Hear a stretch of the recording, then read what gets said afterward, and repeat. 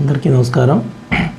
నిన్న షేక్ అఖిల, ప్రెసిడెంట్ జిల్లా అర్బన్ సమాఖ్య, నర్సరావుపేట, పల్నాడు డిస్ట్రిక్ట్ అనే ఆమె ఇచ్చిన రిపోర్టు మేరకు పల్నాడు జిల్లాలో మెప్మాలో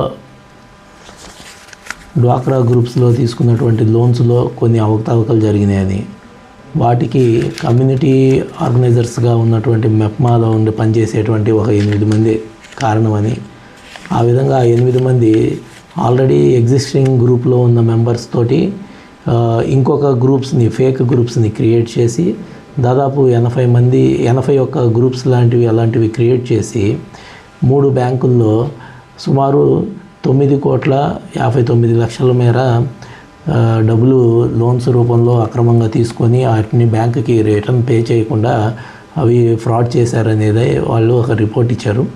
ఆ రిపోర్ట్ మేరకు కేసు రిజిస్టర్ చేయడం జరిగింది. అది దర్యాప్తు జరుగుతూ ఉంది. దర్యాప్తుని సాగిన తర్వాత ఇన్వెస్టిగేషన్ కంప్లీట్ చేసి దానిలో ఎవరైతే నేరస్తులు ఉంటారో వాళ్ళ మీద తగు చర్యలు చట్ట ప్రకారం తీసుకోవడం జరుగుతుంది.